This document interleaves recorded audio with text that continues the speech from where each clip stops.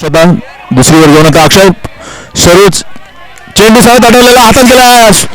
सोपा झेल, अगदी अतिशय उत्तमरित्या पकडलेला झेल आनंद श्रेष्ठ यांनी. एक मोठा विकेट घेतलाय तो आनंद श्रेष्ठ यांनी. सुंदररित्या कॅच घेतली होती महेश जाधव यांची. मोठा मासा गळाला लागलाय तो महेश जाधव यांच्या स्वरूपात. MK अकॅडमीचे कर्णधार आणि आयकॉन प्लेअर. आपण पाहताय त्यांची जागा घ्यायला आता जातोय तो अमर सपकाळ. एक उत्तम फलंदाज एका उत्तम फलंदाजीची जागा घेणारे पण गुड्डू तयार. फुल टाकला चेंडू होता. कॅच झालेला. बॅटची काढा घेतली आणि सुंदर असा झेल घेतलाय तो किपरने आणि सामन्यात रंगत आलेली आहे. शेवटचा विकेट पडलाय तो अक्षय महाडिकेचा. 2 तडाखेबाज फलंदाज तंबूत परतताना आणि सामन्याला वेगळाच रंग आला आहे. तो सामना 6 चेंडू 9 धावांचा होता. तो आता सामना 2 चेंडूवरती आला होता. 2 धावा आणि आता 1 चेंडू आणि 2 धावा. वा काय गेम आहे. प्रेक्षकांना पर्वणीच म्हणावी लागेल. ज्या पद्धतीची खेळी केली होती. एकदा बॅकफुटवरती गेला.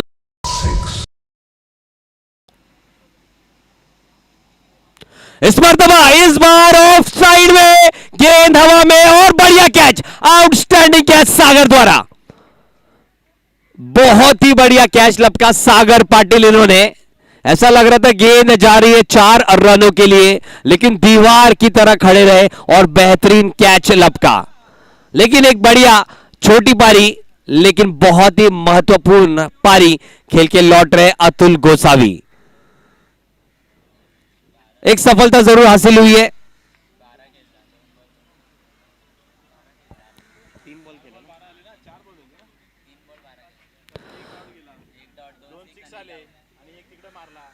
चार बॉल खेळला ना.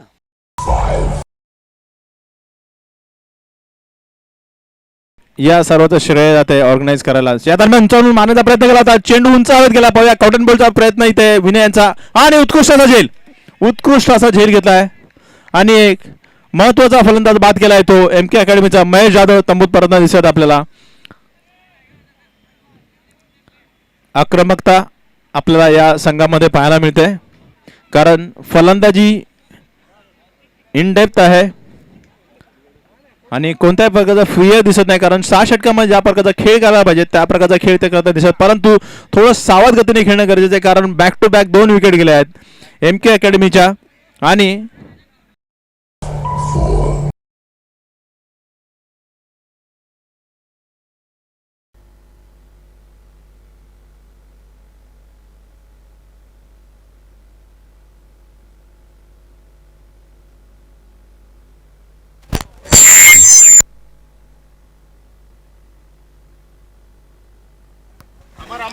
हॅलो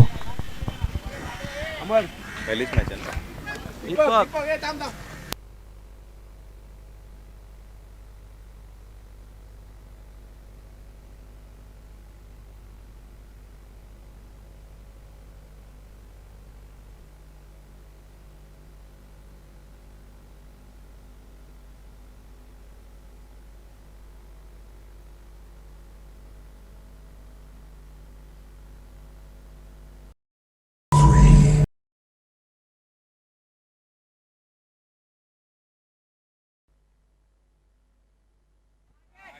सुंदररित्या टाकला चेंडू.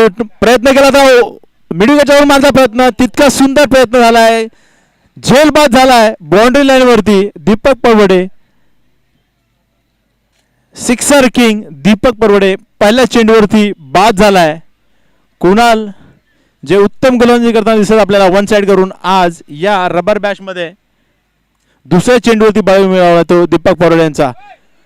पाठलाग करायचा तो 76 धावांचा. जिंकण्यासाठी 77 धावा. नॉकआउट मॅचेस आहेत. यामध्ये आता कर्णधार कशा पद्धतीने फलंदाजीची क्रम आखतो त्यावरती खूप महत्व आहे कारण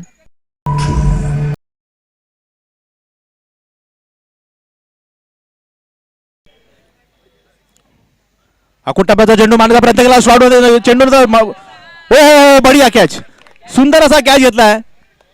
बाउंड्री लाईनवरती कॅच होता. शॉट शॉट आखूड टप्प्याचा चेंडू होता. मान्यता प्रयत्नाला मिडविकेटच्या वरून पुन्हा एकदा प्रयत्न होता, सफल प्रयत्न होता, परंतु तितकंच उत्कृष्ट क्षेत्ररक्षण केलं ते अमर यांनी आणि सुंदर असा झेल घेतलाय आणि तंबूत माघारी परततो तो आशिष. एक उत्कृष्ट फलंदाज माघारी दिसत आशिष. अंकुश लावण्यात थोडं यश आलंय तुषारला, परंतु यश थोडंसं म्हणता येईल खर्चिक झालंय. 14 धावा खर्च केल्यात आतापर्यंत आणि एक गडी बाद केलाय या षटकामध्ये. पहिलं षटक संपलंय. 14 धावा धाव फलकावरती, एक गडीच्या मोबदल्यात आणि